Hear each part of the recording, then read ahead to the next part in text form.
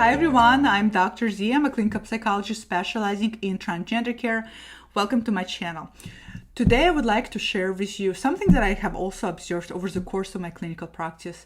And what I have observed is that a lot of you tend to avoid confronting and dealing with parts of yourself or elements of yourself that cause you the most dysphoria until later in your transition. Again, this video today is going to be to addressing individuals who are interested in transition, who are choosing at least some elements of transition. Again, transition is very a la carte. You can pick and choose whatever you want on transitionary menu, so to say. So I'm addressing those individuals. And what I notice is you tend to put aside confronting and dealing with those parts of yourself that give you the most dysphoria until later in transition. Reason being is because confronting and dealing with it from beginning is challenging. It is challenging, it is difficult, a lot of times it can be overwhelming, a lot of times it can be very traumatic to deal with the most dysphoric parts of yourself, the most dysphoric parts of your body, the most dysphoric elements of yourself as a person. And as a result, again, sometimes it can make you feel too overwhelmed and it can make you feel as if you can't go on. And I know what I'm saying today might sound counterproductive to that, right? Well, if it's making me feel so overwhelmed and if it's so much, why would I even bother confronting something that gives me the most dysphoria from the start? And what I want to share with you is why starting to actually focus on those parts of yourself that are giving you the most dysphoria early on is actually really, really beneficial for you in a long run. So let me give you an example. All of you are different. Everybody's going to have a different, not only the severity of the dysphoria you feel, but also the frequency of the dysphoria you feel, meaning how often it tends to pop up. The duration of the dysphoria is also going to be different for all of you. Some are going to feel it very intensely for a long period of time. Some may feel it spike up. So everybody, if I were to chart down the experience of dysphoria for all of you, each individual charts are going to look very different. What's more so is that not only your charts are all going to look very different, but also what you feel dysphoria toward is also going to look very different. Some of you are going to feel incredible strong sense of dysphoria toward your voice. Whether it's voice, you feel like it's too feminine or too masculine. Some of you are going to feel a lot of dysphoria toward your facial hair or lack of facial hair. Some of you are going to feel a lot of dysphoria toward your chest. Some of you are going to feel a lot of dysphoria towards your genitals, and so on and so forth. Everybody's going to be very different, but there is going to be an element, there often is, a particular part that feels the most dysphoric for you in the beginning of a transition.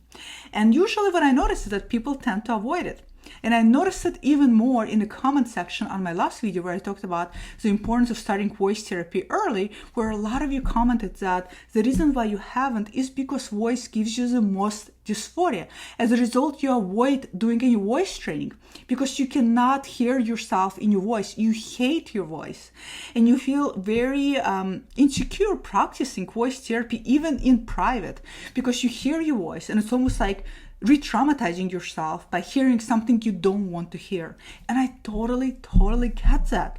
And that happens to all of you. All of you tend to, well, not all of you, that's kind of an overstatement, but majority of you tend to avoid focusing on those parts of you that's causing you the most dysphoria. You tend to avoid it and put it aside for exactly this reason. It's too painful, it's too much, you're afraid if you're going to start with it, it's just going to be too overwhelming. You think it's easier actually to start building blocks with something smaller and then build up confidence. And while logically that makes sense, right? Yes, sure, go ahead and again, I'm using trans feminine example here, but this is very applicable to trans masculine guys as well. So sure, let's build up your confidence. Let's go ahead and remove your facial hair and let's go ahead and grow out your hair. Again, I'm talking about individuals who are trans-binary and are interested in passability. And let's go ahead and perhaps even have facial feminization surgery. Now you're feeling confident. Now you're feeling really good about yourself. And I have met those individuals and I have seen how they have blossomed and I have seen how confident they look and I have seen how good they feel about themselves. And because they still have and had from beginning dysphoria about their voice, now they tell me, I'm ready now to work on my voice. This is again just one example in terms of feeling a strong sense of dysphoria towards some element of you. So here you are, feeling very confident, and you had all of this transitionary steps completed, and then you go out and you say something, and you meet somebody who is so mindless. They don't see everything else. Only they do is they hear your voice, and they misgender you. And because they misgender you and you had all these transitionary steps done, it really, really affects your confidence. It really affects your sense of self. It really affects everything you build up. And so you feel very defeated, and insecurities tend to come up, and all of the other things tend to come up. So for this reason, for this example, this is why it's so important in the beginning of transition, even though it is very difficult. In my opinion, it is very important to start focusing on parts that are causing you the most dysphoria. Now, I understand that we may feel a lot of dysphoria toward parts of our bodies that we just absolutely cannot focus on first. So for example, genitals are a great example. Genitals are not something that is visible to the outside world, but yet it can still give us tremendous amount of dysphoria.